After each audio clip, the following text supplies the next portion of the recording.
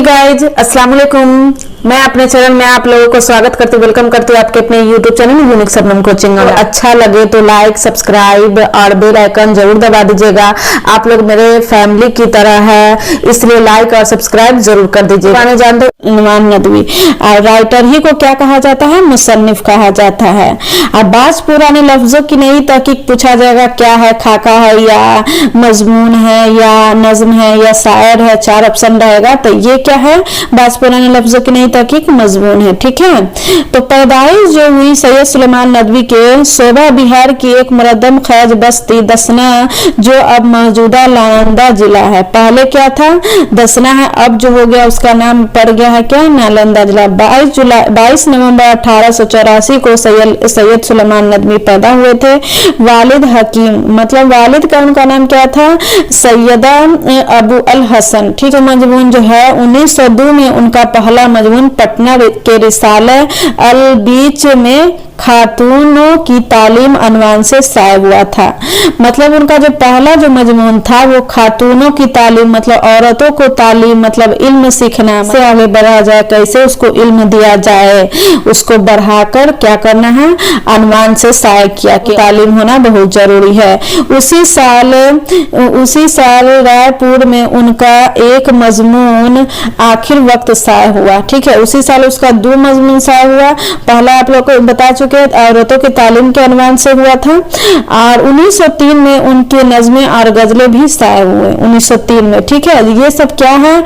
Most line है। ठीक है, कहीं से भी क्वेश्चन पूछ देता है तो आप लोग याद कर लीजिएगा। ठीक है, गजलें भी शाये हुए। 1906 में मौलाना अब्दुल कलाम के अखबार अल हिलाल के वाबस्ता हो गए। आप लोग जानते होंगे कि मौलाना अब्दुल कलाम अल हिलाल बहुत मोस्ट इम्पोर्टेंट है। वाबस्ता हो गए। उर्दू जबान व अदब से ताल्लुक उनके मज़ामीन, खास तौर पर नकोशे सुलेमानी, हमारी जबान का नाम मज़ामीन सुलेमानी और है। उर्दू जबान व अदब से ताल्लुक में इनके कई मजमून है। ठीक है, खास तौर पर आप लोग बता दिए हमारी जबान का नाम मज़ामीन और मकालात सुलेमान में शामिल है। मतलब उनका जो मजमून है उसी में वो शामिल किए हुए हैं। सिबली नुमानी की हियात व खिदमात पर सैयद सुलेमान नदवी की किताब हयात सिबली लफ्जों की नई तहकीक में इन लफ्जों के असल मानी की वजाहत की गई है जो रोजमर्रा की जबान में इस्तेमाल होते हैं। मतलब रोज हम लोग क्या करते हैं? इस्तेमाल करते हैं उस जबान को।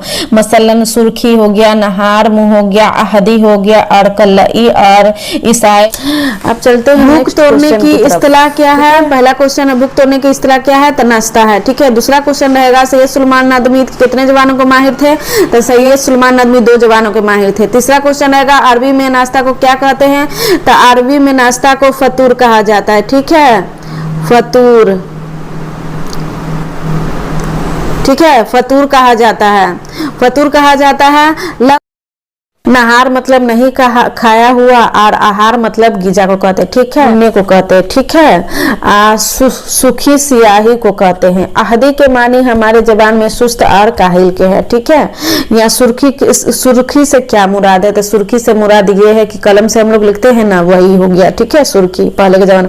अहदी और अहदी के फर्क बताइए। अहदी मतलब क्या होगा? अकेला। ठीक है, जो आदमी अकेला रहता है, खा पी लेता है और फिर सुस्त होकर सो जाता है, कोई काम काज का नहीं है, उसी को कहा जाएगा अहदी।